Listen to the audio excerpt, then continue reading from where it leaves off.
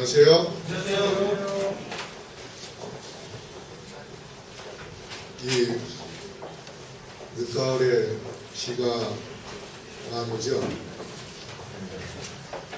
비가 한 번 더 날이 많이 쌀쌀해지고 추위에 여러분 건강 주의하시기 바랍니다. 정명훈이 우리 재림군이 여기 앉아왔었는데 오늘 또 이렇게 가족 다 나오셨습니다. 그리고 우리 윤영치 목사님 4개월 만에 교회에 왔죠. 목사님 이제 오늘부터 이제 교회에 계속 나오셨을 텐데 아직 재활 치료를 해야 되기 때문에 선배님이 많이 기도를 해주시면 좋겠습니다. 어제 제가 우리 교회 모바일 홈페이지 업데이트를 한 것을 봤는데 너무 마음에 드는 여러분이 우리 홈페이지에 들어가 보십시오.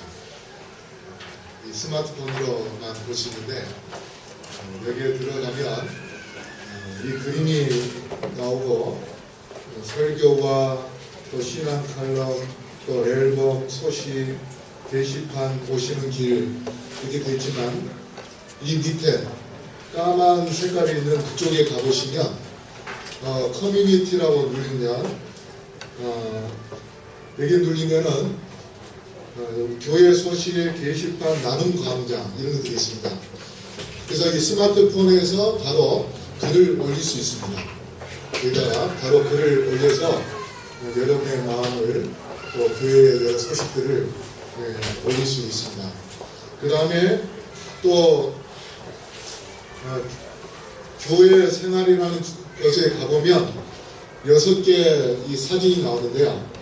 여기에 일반 기독교 방송 설교를 들을 수도 있고 그 다음에 말씀을 큐티할 수 있는 그러한 코너도 있습니다. 그래서 맨 처음에 보면 신앙생활 백과가 나왔는데 어떻게 우리가 신앙생활 해야 되는지 설명이 되어 있고 그 다음에 찬양에 대한 것을 보고 싶으면 찬양에 대해서 들어가시고 그리고 성경 말씀도 이 안에서 여러 가지 성경을 볼 수 있습니다. 개정판도 있고 또 그 다음에 영어로 또 볼 수 있고 또 공통 성경도 볼 수 있고 그 다음에 맨 오른쪽 맨 밑에 이 재림마을이 있어요. 그 재림마을에 이걸 누르면은 바로 우리 재림마을 그 웹사이트로 들어가가지고 거기서 찬미가도 열 수도 있고 그 다음에 우리 교회 소식도 바로 볼 수 있게 되어 있습니다. 그래서 이거를 이제 제가 그동안 했던 설교를 이제 정리만 해서 정리 다 되면 이제 동주아이나 그 다음에 재림마을에 좀 띄워서 우리 교회가 이런 것을 활동하고 있다는 것을 알리고 그 다음에 이제 이게 정리가 좀 되고 어느 정도 자료가 되면 그걸 이제 일반 사회에 사람들에게 전도를 해서 차 타고 가다가 모바일로 설교도 들을 수 있게 그렇게 전도를 좀 하려고 계획을 세우고 있습니다.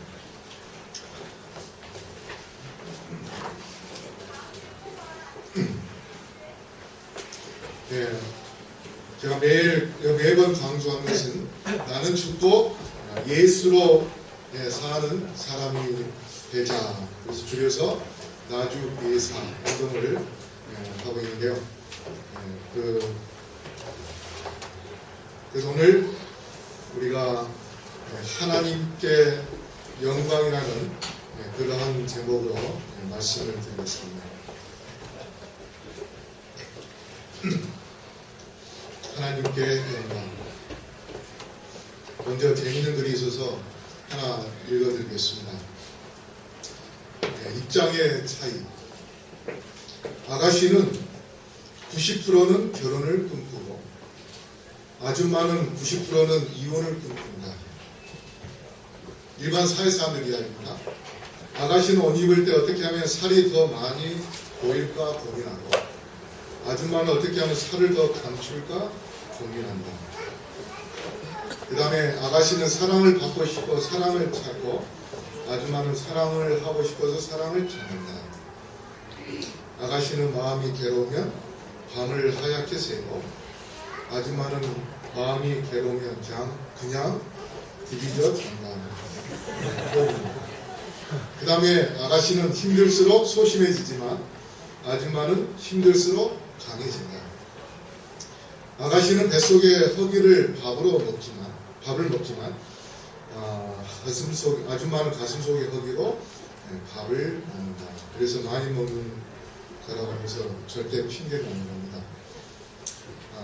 제가 이걸 보면서 입장에 따라서 사람의 생각이 차이가 납니다. 이 교회도 보면은 어떤 입장에 있느냐에 따라서 생각의 차이가 있는 것 같습니다. 오늘 하나님께 영광이라는 제목으로 오늘 말씀을 드리려고 하는데, 잠깐 보니까 우리 정영자 집사님의 따님이 오늘 교회에 오셨네요. 감사합니다. 자, 우리 다 같이 한번 읽어볼까요? 시작. 그가 큰 음성으로 가로되 하나님을 두려워하며 그에게 영광을 돌리라. 이는 그의 심판하실 시간이 이르렀으니 하늘과 땅과 바다와 물들의 근원을 만드신 이를 경배하라 하셨다. 여기 보면 그가 큰 음성으로 하는 이 말은 뭔가 어떤 위기에 있을 때에 또 무서운 일이 있을 때에 큰 음성으로 소리를 지르면서 알리게 되어 있습니다. 제가 몇 주 전에 잠을 자는데 한 새벽 2시 되는 것 같아요. 어떤 여자분이 소리를 지르면서 그냥 온 우리 아파트 단지가 떠내려갈 정도로 그렇게 막 소리를 지르고 해서 제가 잠을 깼어요. 그러고 나서 막 사람 소리가 하는 것 같아요. 그러고 나서 그 음성이 또 사라지더라고요. 제가 마음 같아서 도와주신데 사라졌기 때문에 아마 다른 데로 도망가서 어떻게 찾을 방법이 없을 것 같아서 그렇게 이 소리를 지를 때에 자신이 위기에 있다든지 또 남이 위기에 있을 때에 알리는 경고의 음성입니다. 바로 이 세 천사 기별, 요한계시록 14장에 나오는 세 천사 기별은 큰 음성으로 외친다는 것입니다. 그렇다는 것은 마지막 때에 이 세 천사 기별, 영원한 복음인 세 천사 기별은 정말 마지막에 반드시 위기에 있는 우리에게 또 세상 사람들에게 반드시 알려야 할 것이며 알리되 개인이 소리로 하는 것이 아니라 정말 큰 소리로 알려야 되는 그러한 복음입니다. 근데 왜 이 큰 음성으로 알려야 되는가? 그것은 두 가지의 권고를 우리가 해야 되는 그 내용을 보면 알 수 있는데요. 하나님을 두려워하며 그에게 영광을 돌리라. 큰 음성으로 외치면서 뭐라고 이야기하냐면 권고하는가 하면 하나님을 두려워하라. 하나님을 두려워하라. 그래서 그에게 영광을 돌려라.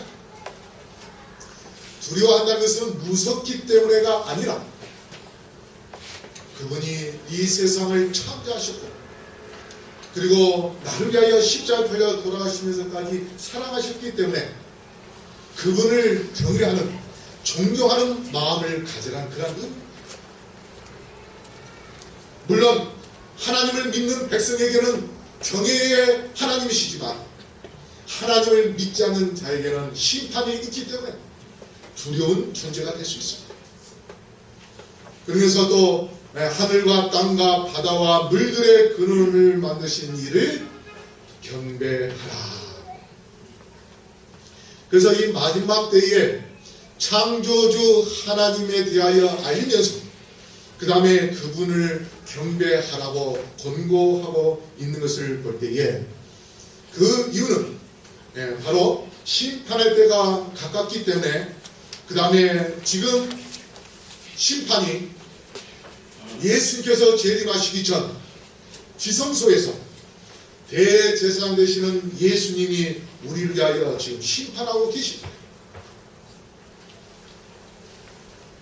그래서 그 심판이 끝나게 되면 계시록 22장 11절의 말씀처럼 이제 의로운 자와 불의한 자 그대로 멈출 것이다.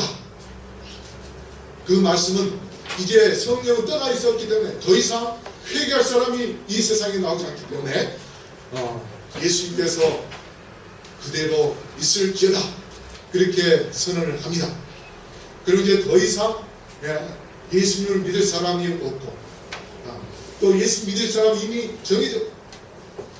그래서 예수님이 지성소에서 나오면 그가 들고 들어갔던 향로 거기에 있는 죄를 마당에 뿌립니다.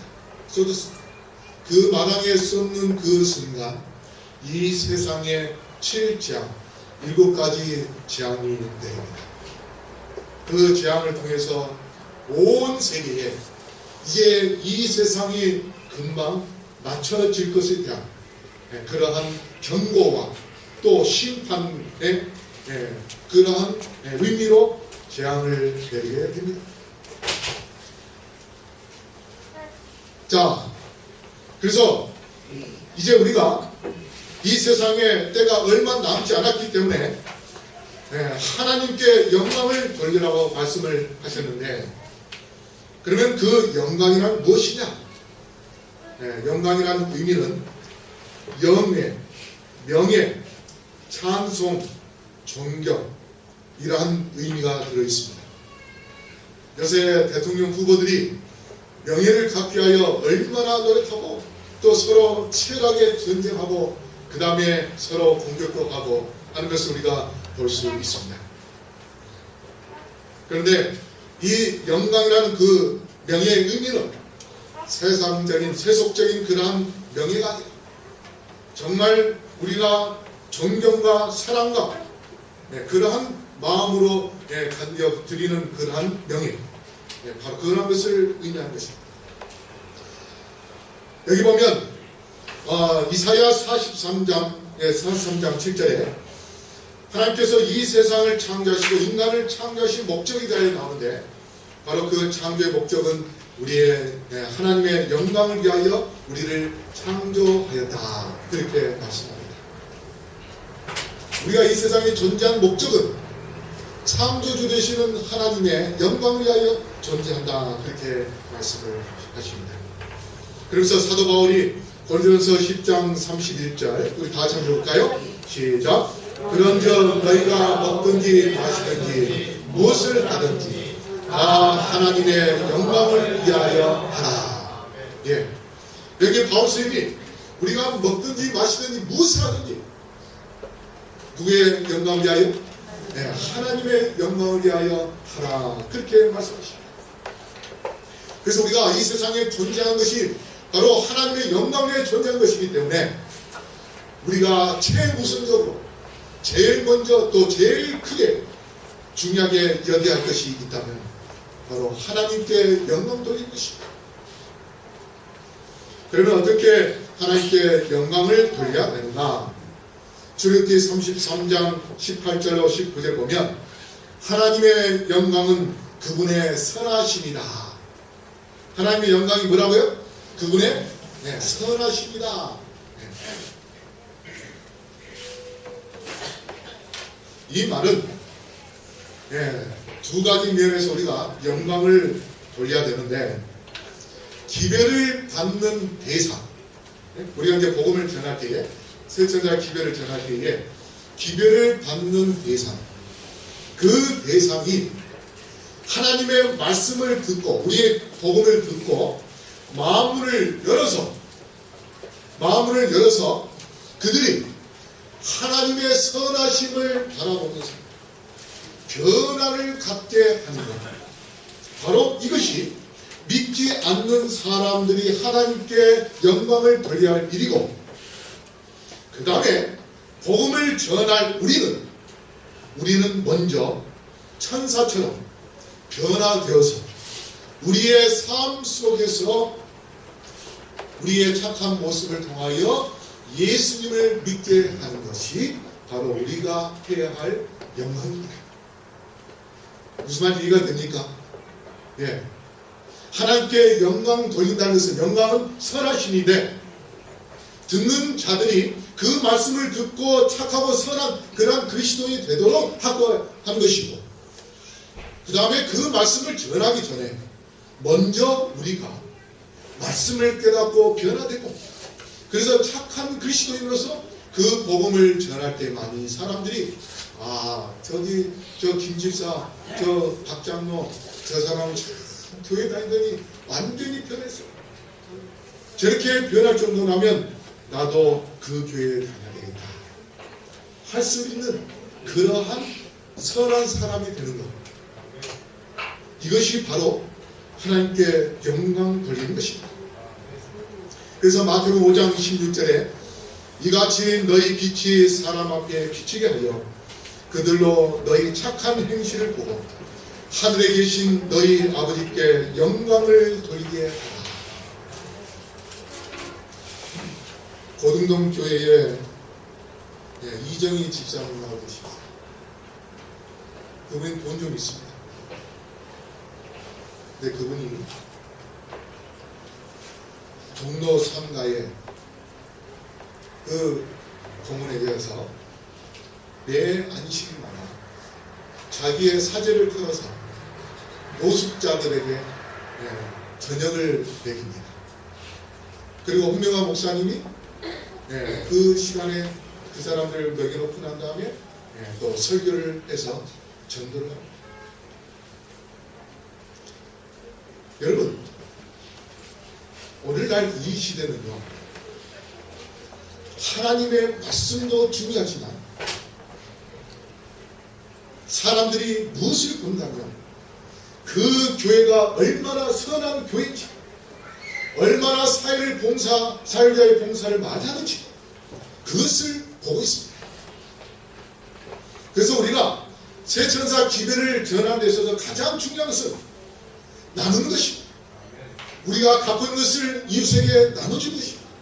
그들에게 사랑을 베풀어 줘야 됩니다. 그렇게 할 때에 사람들은 진리가 옳은지 그른지 그것을 보기보다는 먼저 그 교회가 얼마나 봉사하는지 그것을 보고 그 다음에 그 교회를 나갑니다. 그러고 나서 진리를 연구하는 것입니다. 그래서 2005년도에 한국 기독교가 이제 마이너스가 됐을 때에 기독교 신학자들이 연구를 했습니다. 도대체 왜 기독교가 이렇게 마이너스가 되었는가? 그 기독교 신학자들의 연구 결과는 두 가지였습니다. 하나는 영성이고 또 하나는 봉사입니다. 기독교가 오늘날 기복신앙을 가르치면서 교회에 나가면 어떻게 복을 받을까? 그래서 복받기 하여 교회에 가고 봉사를 가르치지 않았습니다. 그런데 천주교는 어떻습니까? 천주교는 계속해서 봉사를 했습니다. 그래서 봉사하기 때문에 사람들이 거기에 몰려간 것입니다. 그래서 우리가 제7한 예수 재림교회가 마지막 때에 해야 할 일이 있다면 바로 착한 행실, 봉사하는 것입니다. 그렇게 할 때에 사람들이 우리의 그 봉사를 통하여 마음을 열게 될 것이고 그들도 우리와 함께 봉사를 함으로 인해서 그들도 변화를 받는 그러한 놀라운 역사가 일어나게 될 것입니다. 화이트인의 그 글 SDA 주석에도 나오는 것인데요. 하나님께 영광을 돌리는 것은 우리 자신의 품성에 그분의 품성을 나타내는 것이며, 우리의 품성에 누구의 품성을 나타내야 된다고요? 하나님의 품성을 나타내야 된다. 그리하여 그분을 알리는 것이다. 그러므로 우리가 하늘 아버지와 아들을 알리는 방법을 통해서 우리는 하나님께 영광을 돌리는 것이다. 여러분의 삶 속에 누구의 모습이 드러나고 있습니까? 사실 저는 이 무뚝뚝합니다. 사람들이 보면은 어떤 때 또 화난 사람처럼 보이는 일은 모르겠습니다. 근데 제가 대학교 다닐 때에 지금 돌아가신 분인데요. 옛날 연합회 총무장 하시다 심장마비로 돌아가셨던 김현선 목사님. 제가 그분을 이제 모시고서 학생 전도사로 있었는데 그분이 어느 날 저보고 이제 이야기하자고 해서 둘이 이야기를 했어요. 그 목회에 대하여 이런저런 이야기를 하시면서 저보고 뭐라고 이야기하냐면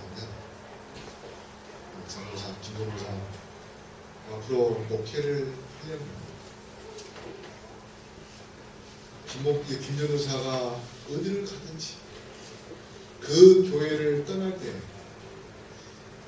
김전도사가 남는 것이 아니라 예수님이 남는 목회를 하고 떠날 수 있도록 그렇게 하라. 저에게 그렇게 이야기합니다. 그 말은 뭐냐면 인간적으로 종을 주고 사람도 주고 그런 것도 필요하지만 그렇게 하다가 떠날 때 아이고 김목사님 가지 마서 김목사님 가면 제 합회 가서 이거 대모하겠습니다. 이렇게 하는 것은 실패한 목사다. 목회다. 그래서 어디를 가든 예수님만을 높이고 예수님께 영광을 돌릴 수 있도록 그렇게 하면 그것이 곧 성공한 목회다. 저에게 그렇게 얘기합니다. 그래서 제가 사실 참 어떻게 하는 게 그런 성공적인 목회를 할 수 있을까 고민을 많이 하면서 제 나름대로 내 자신을 드러내지 보다는 바로 하나님을 드러내는 그러한 목회를 해야겠다 하는 그런 마음으로 늘 그렇게 하고는 있습니다만 근데 우리의 삶 속에서 우리의 품성이 하나님의 품성으로 드러낼 수 있도록 그렇게 한다면 정말 우리의 생활은 그리스도의 생활은 성공적인 그러한 생활이 될 수 있는 것입니다. 여기 보면 요한복음 17장 4절에 나오는 말씀인데요. 하나님께 영광 돌리는 생애는 예수님이 보여주신 모범의 삶을 사는 것입니다.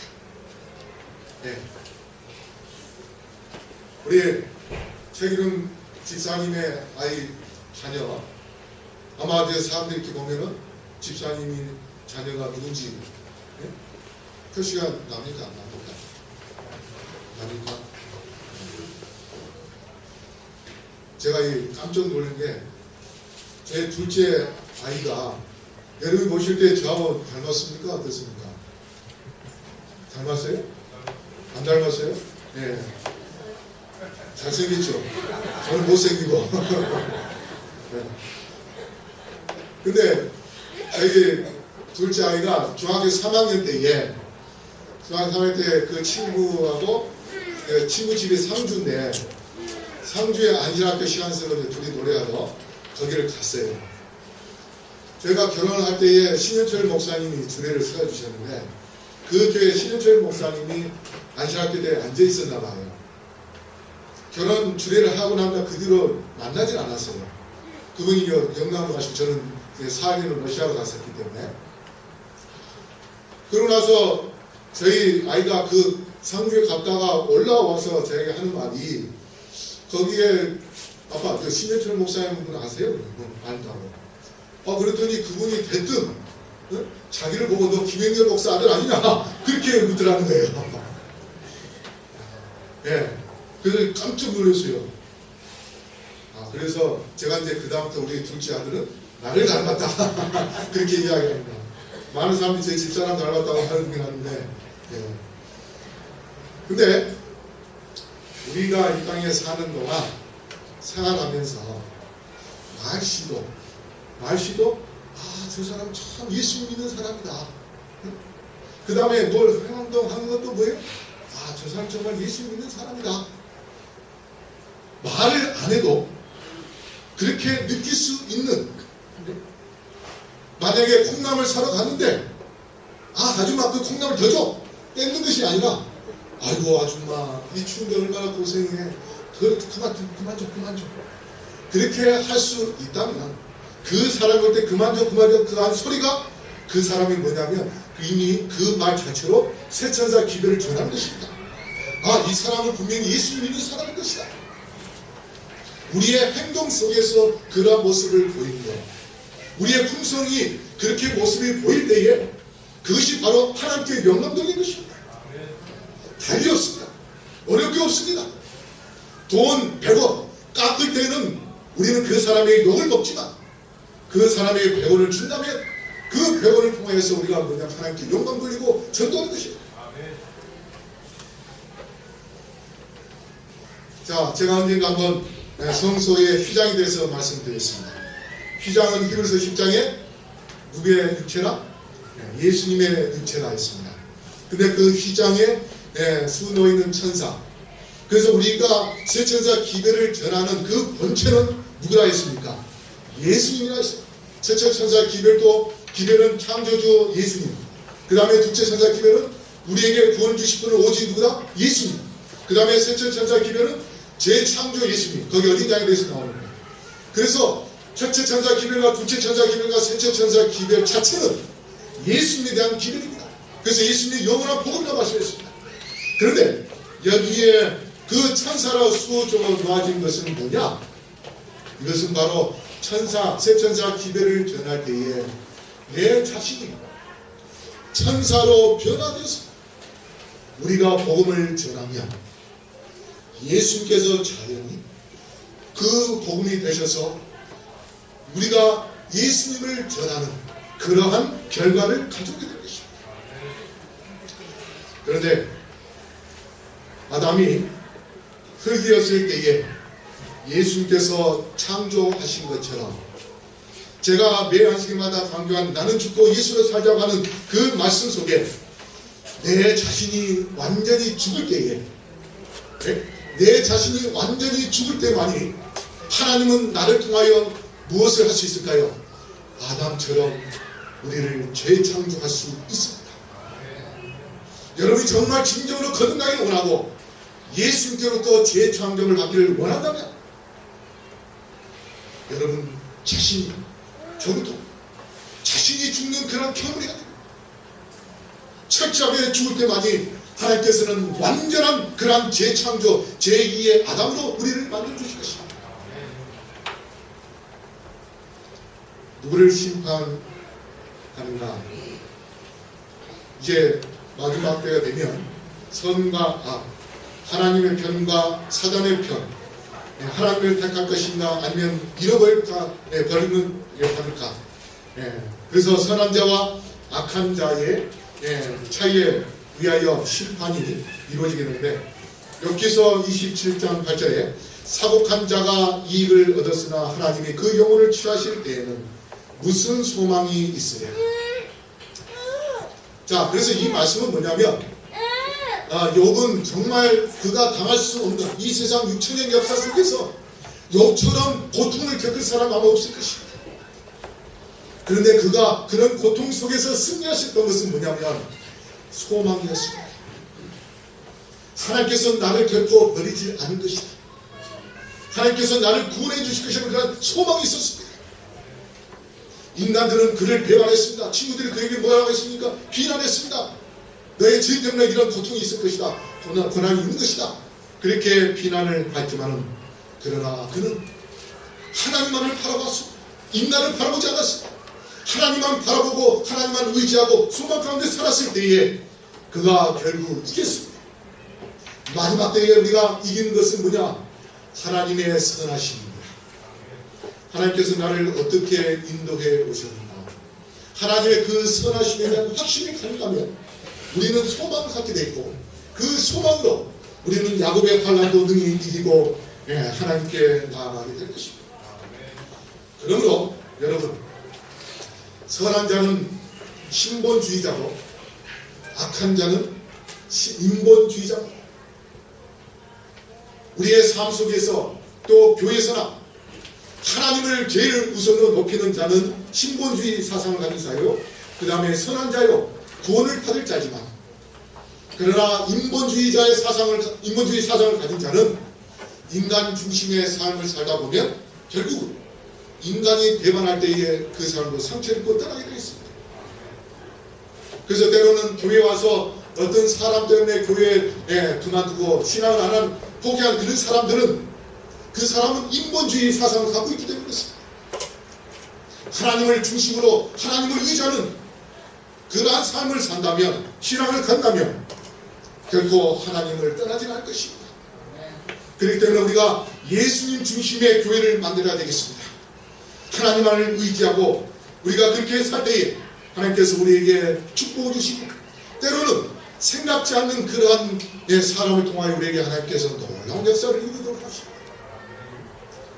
제가 성남 태평교에 있을 때에 제가 그 교회 가자마자 교인들이 저보고 어떤 분에게 유언으로 해서 우리가 돈 받아놓은 게 있는데 돈 그 3천만 원을 받아내라. 그래서 이제 그 돈을 받아가지고 건축을 해야 되는데 땅을 구하러 다녀보니 성남에는 옛날에 철거민들을요 그냥 한 20평짜리 땅을 이제 그냥 줄 그어놓고 사람들에게 너 이거 가져라. 그래서 그 위에는 이 조그만 그런 땅덩이에 집을 짓고 살았습니다. 그래서 교회를 지을 만한 땅은 어디냐면 대로변에 있어요.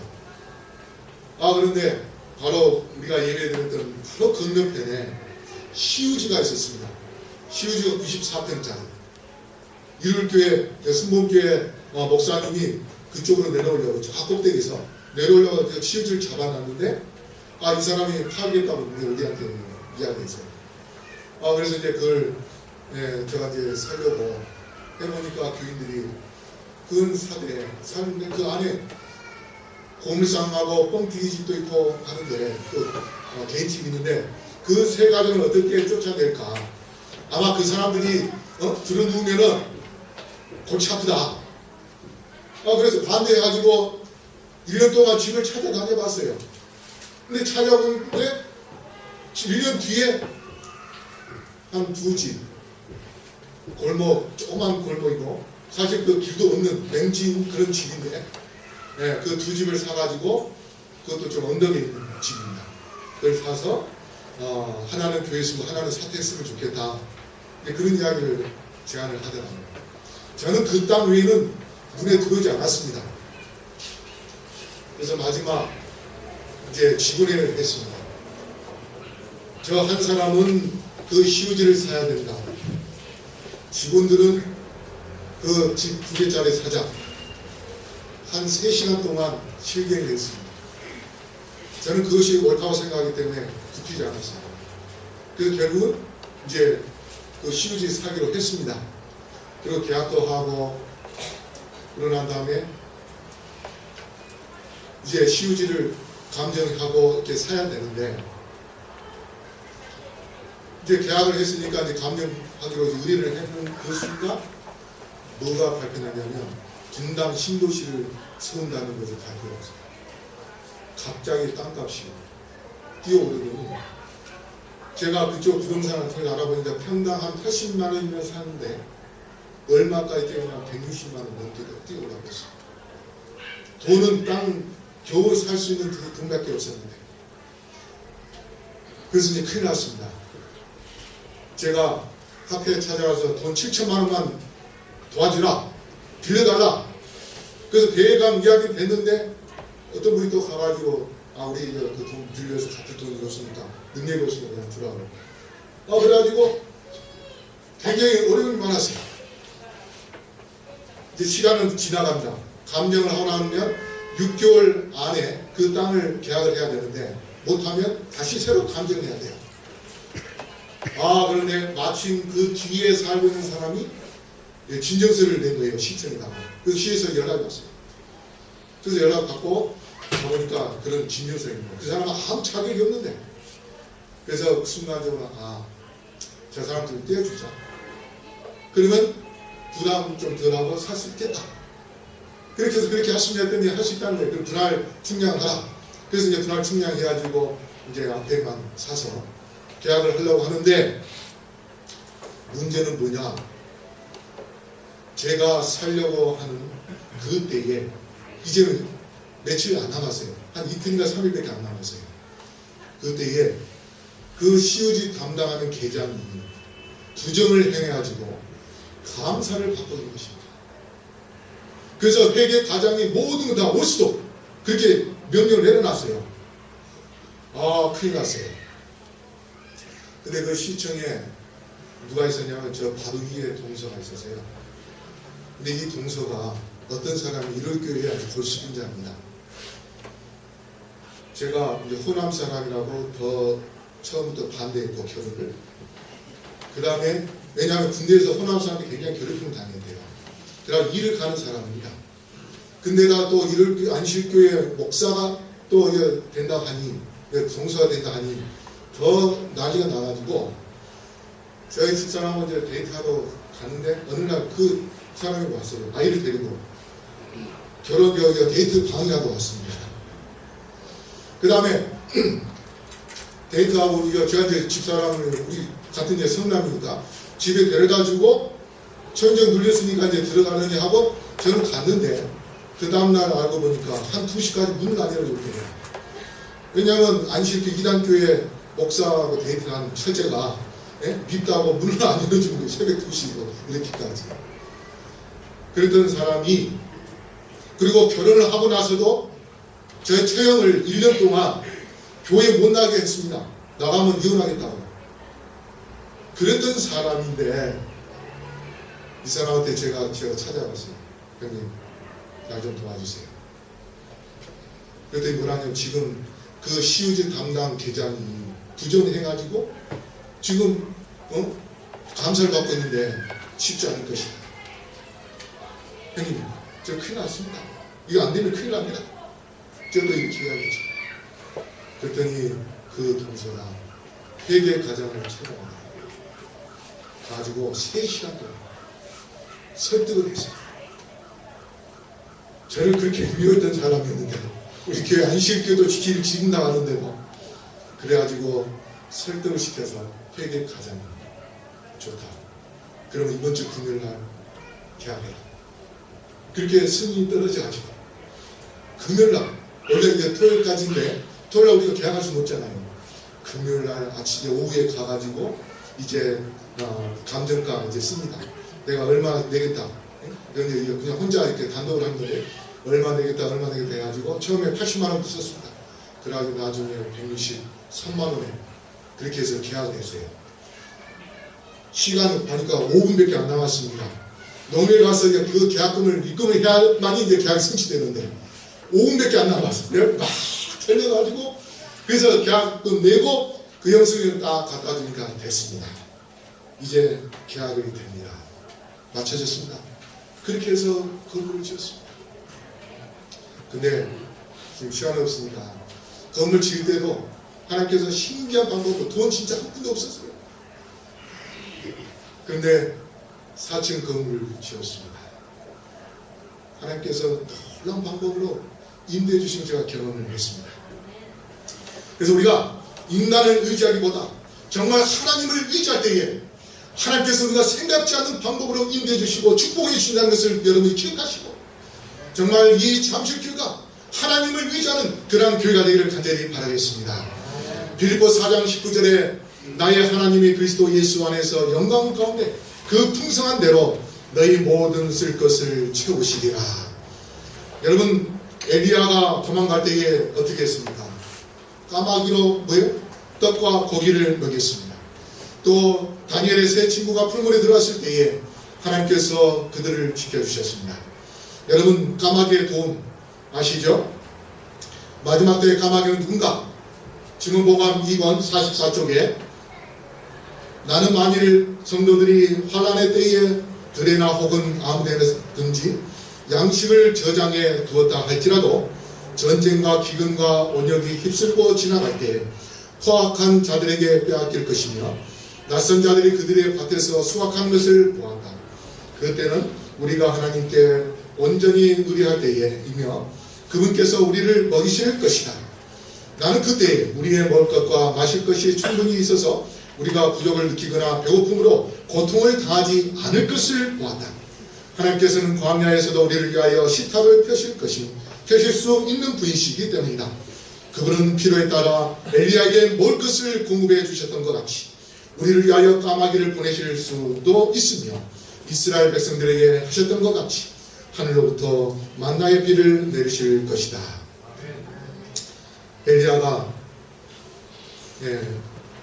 그 비 내린 것을 경험하고 그 다음에 선지자 바알 선지자 아세라 선지자 다 죽이고 난 도망가면서 하나님께 원망했습니다. 하나님 오직 나만 있습니다.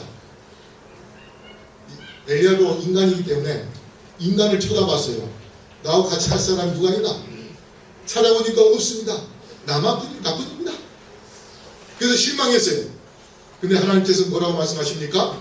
왕상 19장 18절에 그러나 내가 이스라엘 가운데 7,000인을 남기리니 다 무릎을 바알에게 꿇지 아니하고 무릎 꿇지 않는 그러한 7,000인이 있다는 것을 하나님께서 보여주십니다. 얼마 전에 제가 전화를 한번 받았어요. 10월 초였는데 전화께 한데 연세 좀 드신 분인데 남자입니다. 이분이 저보고 혹시 김영렬 목사님이십니까? 그러면서 맞다고.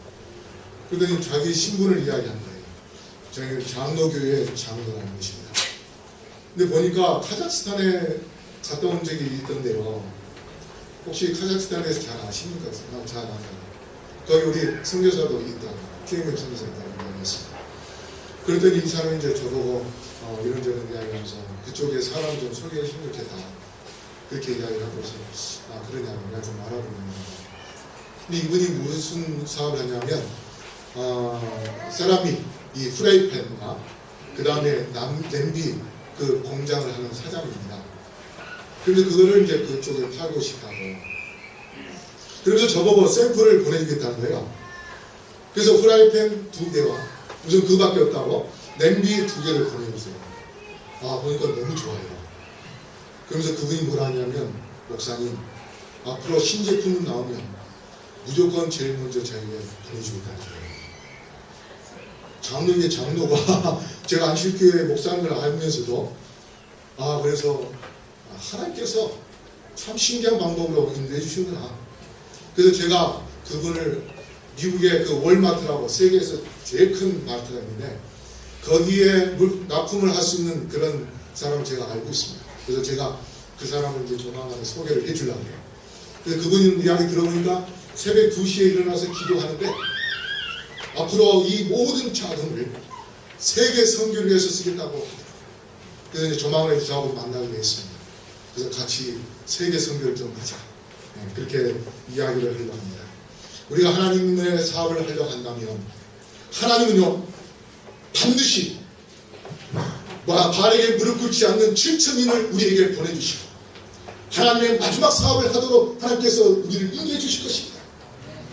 그러므로 우리는 정말 하나님께 영광 돌리는 그러한 사람이 되게 하여 하나님의 선하심만을 바라보고 하나님만을 의지하고 하나님께 나아간다면 여러분의 삶 속에 풍성히 변화된 삶을 산다면 하나님께서 축복해 주시고 이 마지막 구속 사업을 이룰 수 있다는 것을 여러분 기억하시면서 우리 모두 다 하나님께 영광 돌리시는 천사가 되기를 바라면서 오늘 말씀을 마치겠습니다. 아멘.